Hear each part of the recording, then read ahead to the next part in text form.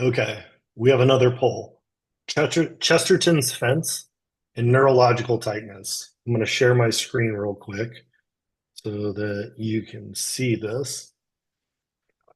When you find neurological tightness in an athlete, what is your first instinct? Okay, remove it with treatment and training. We got 15%. Investigate finding to understand, 71. I'm not sure, it depends, 6. What is neurological tightness? 0. So that's a good job because you're doing a good job teaching it.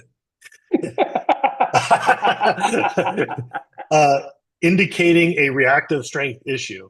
Okay. And then I'm just going to kind of go through this. So essentially, we're saying information will always be incomplete. There's always going to be uncertainty, but you're going to have to make decisions with in uncertainty. Just get comfortable being uncomfortable. What is neurological tightness? You've said this before. The nervous system is the gatekeeper. Here's a video of neurological tightness, the behavior, why this matters in the reactive strength paradigm, because we put this in here just because the individual and the Pacers guy, the athlete for the Pacers that unfortunately tore his Achilles. There's articles I think in there discussing how he had tightness, and then they were doing stuff to remove the tightness, etc. Tightness finding. Here's the neural network. Over here, you got the input layer, the hidden layer, and the output layer. Okay, so sensory to the CNS to then the muscle tissues that the CNS is going to use. What is Chesterton's fence? Chesterton's fence says, do not remove a fence until you know why it was put up in the first place, right? And so essentially we're saying, essentially making the link that like the gate is actually Chesterton's fence, Mhm. right? And so when we start to get so let me try to end it this way before I pass it off. So this is what we're saying. You're functioning in real time. You get a finding of neurological tightness. You understand that there's a neurological network of absolute strength. And that neurological of absolute strength is outputting tightness so you can't take tissue to length, right? And so it's like, do you just take this thing down? Because because right, like it's probably what Chesterton's fence says is let's say you and I are walking through the field and we see a fence. We're trying to walk in a linear path and we see a fence. And you're like, dude, this what is this fence? And it's like, screw it, let's take this fence down. You can't take the fence down until you understand why the individuals that put up the fence have put it up. When you gain insights into that understanding, now you can start to. And so, what we're doing is we're trying to link neural network up with neurological tightness with Chesterton's fence, saying, why would the nervous system be behaving this way? Right.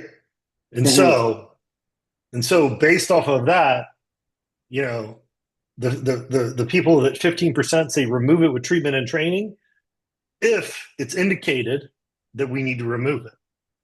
Correct. Correct. Yeah. So, I mean, there's a lot of factors that go into that, right? I And know. so, um, yeah, I mean, Okay, so first of here I'm gonna. all, yeah, go ahead. Okay, okay. I want to give you I want to give you because I was thinking about this probably way too much because just because I get the finding, like for instance, like there's specific individuals. Let me say this first. The one adductor case that we dealt with, Yep. I had until that point in time, I had never physically assessed an athlete that had such good hip joint function and such a scaled up nervous system but I couldn't even get it to anywhere because the neural network was outputting so much into this leg that I couldn't even take it into bent knee hip flexion, like all this stuff. And I'm like, whoa, like this neural network has kind of like taken agency over and now it is the gatekeeper. But there's going to be some times when the neural network is maybe protecting something. uh, Hmm. Case in point, let's say you have closing angle hip joint pain, so you get close, so you go to take the leg up into bent knee. I get this finding, I don't want to say all the time because then people make the assumption they have to stop investigating things. Like when I say this, I'm kind of like tinkering around with like, well, why is this doing that? And, right.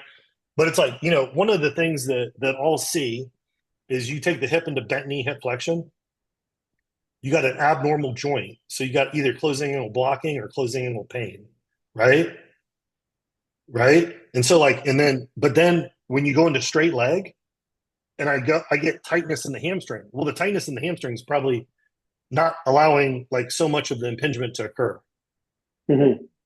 You see what I'm saying? So it's like, I got a finding here, but like, I'm not treating this finding. I'm going, Mm-hmm. this finding is kind of correlating that like, it's actually saving this hip in this case from this finding. Mm-hmm. Mm-hmm.